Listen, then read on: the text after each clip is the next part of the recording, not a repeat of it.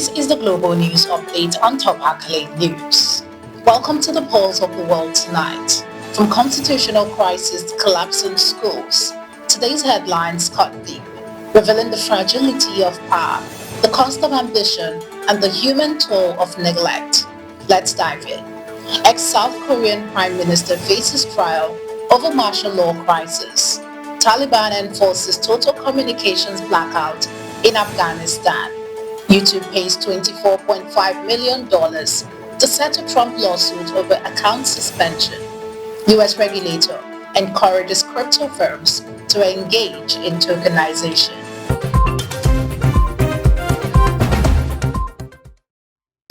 In a dramatic turn that underscores the lingering fallout from South Korea's political upheaval, the courtroom spotlight has shifted to a former prime minister once regarded as a steady hand in government. Former South Korean Prime Minister Duck-soo went to trial in Seoul on Tuesday, charged with abetting insurrection, falsifying documents, and perjury over last December's martial law order by ousted President Yoon Suk Yeol, though Han denied most charges while admitting he misled investigators. Once seen as a stabilizing technocrat, Han now stands accused of enabling one of South Korea's gravest constitutional breaches, a reminder that silence in power can be as damning as action. From a courtroom in Seoul to a blackout in Afghanistan where silence is being weaponized, the Taliban has imposed a nationwide shutdown of internet and telecom services, slashing connectivity to less than 1% of normal levels, a move that has crippled banks, trade, and essential services. Officials confirmed the blackout would disable nearly 9,000 telecom towers, marking the first time the regime has imposed such a sweeping communication freeze. Once hailed as a lifeline for Afghanistan's economy, the fiber optic network has now been silenced under the jurisdiction of preventing vice. The blackout is not just about cutting wires, it's about cutting the nation off from the world. From a nation silenced to a platform paid to settle a score, return to YouTube's courtly legal battle. YouTube has agreed to pay $24.5 million to settle a lawsuit filed by US President Donald Trump about the platform suspending his account following the January 6th Capitol riot, with most funds directed to the Trust for the National Mall and a planned White House ballroom. The settlement follows earlier payout from Meta and X, though none-admitted wrongdoing.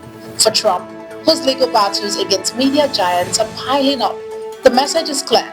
The platform that once silenced him are now paying the move to past him. From digital battles to financial frontiers, the SEC is opening doors for crypto innovation. US Securities and Exchange Commission Commissioner Hester Peirce said on Tuesday that the agency is open to working with industry participants on tokenizing financial products, engaging innovators to engage proactively with regulators. Speaking virtually at the Digital Asset Summit in Singapore, she emphasized that the SEC is willing to guide and collaborate with companies exploring tokenization, a move she sees as crucial to fostering innovation while maintaining investor protections. As digital assets and blockchain-based finance reshape markets worldwide, the message is clear. Those who build the future of finance should do so with SEC at the table, not outside the room, balancing ambition with accountability. You're watching the Global News Update on Top Accolade News. Do stay with us. Still to come.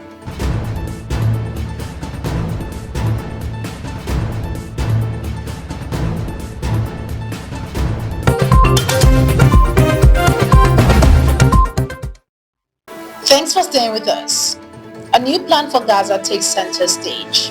US President Donald Trump and Israeli Prime Minister Benjamin Netanyahu endorsed a US-crafted 20-point peace plan calling for a Gaza ceasefire, hostage prisoner exchange, Hamas disarmament, and a transitional international administration, though Hamas has yet to approve the proposal. While Trump hailed the deal as beyond very close, doubt remained over Hamas's willingness to disarm and Netanyahu's refusal to consider Palestinian statehood.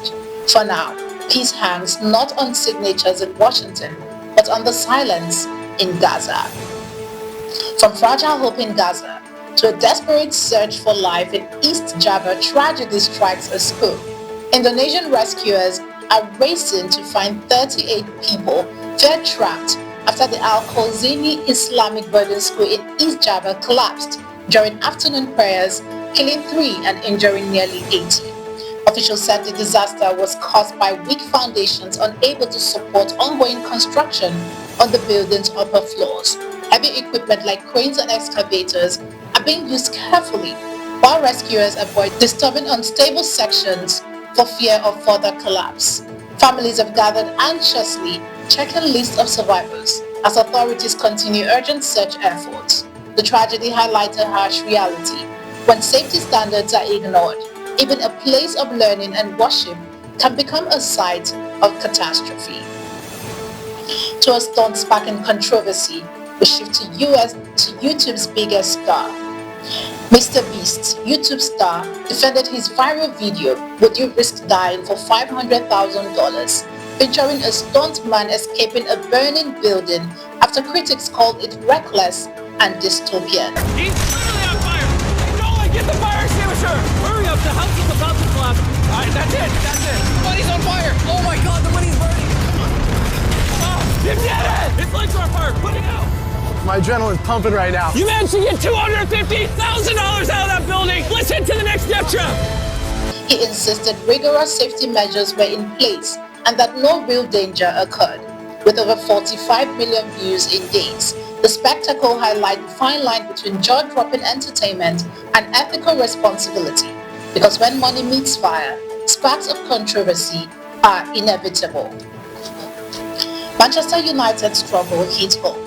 Wayne Rooney has blasted Manchester United's decline, saying the club has lost its soul and expressing doubt that manager Ruben Amorim can reverse their fortunes, with United languishing 14th in the Premier League.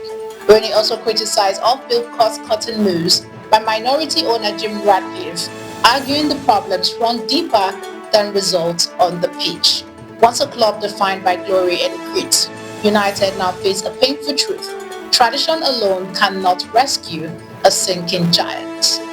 From Seoul to Gaza, from YouTube to Old Trafford, tonight's stories remind us that power, progress, and pride are fragile without principle. We'll keep watching the world and holding it to account. I am Ojarumi Okocha. Do have a wonderful day and keep watching the Global News Update on Top Accolade News.